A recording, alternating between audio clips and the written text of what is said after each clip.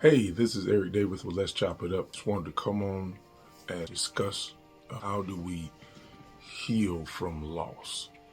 We were at a leadership event this past week and we received some tragic news of someone who I had known since I was a little boy, a young boy.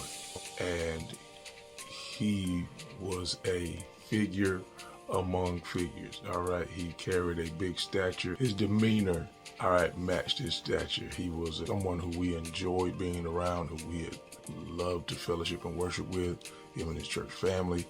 And it was just a shock, and it prompted me to think on when we lose people that have been with us and a part of us for so long, how do we heal? There were those that were much closer to him than I was. I just loved being around him. I loved his attitude. We laughed, we joked, and then he talked to us about, life things. But it was always good when we were around him. I just started thinking back to, I lost people years ago when I lost my father in '98. That was a rough period for me. It's not one of my most favorite times, was dealing in marriage and dealing with the death of my father. And so I had to do a lot of growing, had to do a lot of understanding, a lot of things I didn't know. It took time, and it took people just supporting. All right, you don't really have to say a whole lot when people are dealing with things. It's good that you're just there for support, just there for support. I had a friend of mine also this past week receive some news, and all I wanted to do was pray for him, and we sat. And I sat, didn't speak.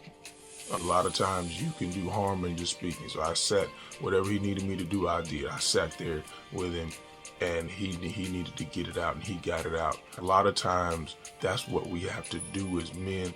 We support each other. We ain't got to be there to say a whole lot.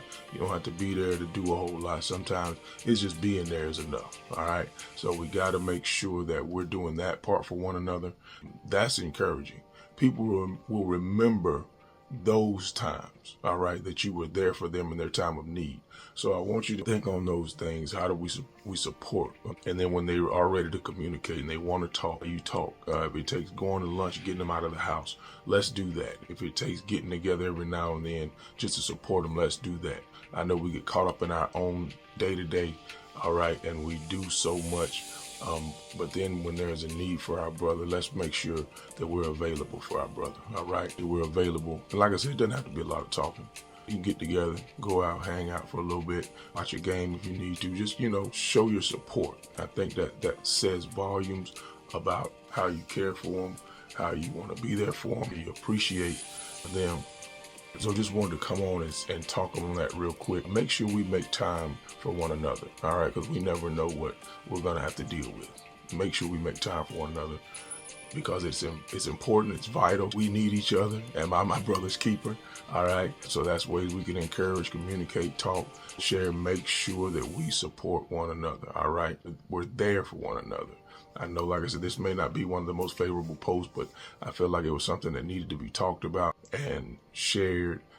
If you need to go to therapy, go to therapy. However you get your feelings out, your emotions out, it's okay to have emotions. Don't keep all that bottled up inside because that's not good for you.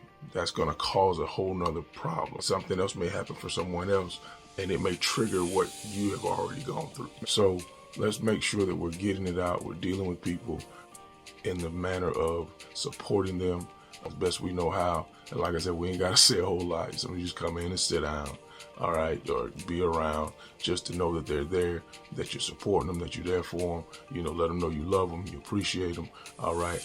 And it will get better. It may not seem like it, but it will get better, all right? So just wanted to come on, discuss that real quick. Please follow us on all social media platforms.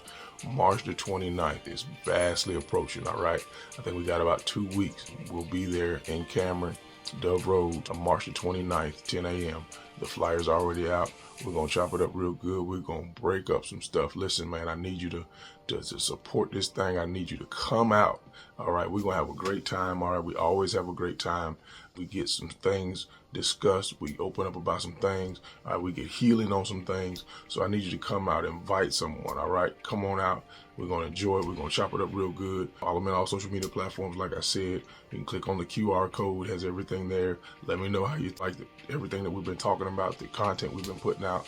All right, and we're looking to do some greater things here in the next couple of months. So have an outstanding day. I appreciate you. Don't forget, check on each other, love on each other, and support each other. Have a great day. All right, we'll chop it up with you soon. Take care.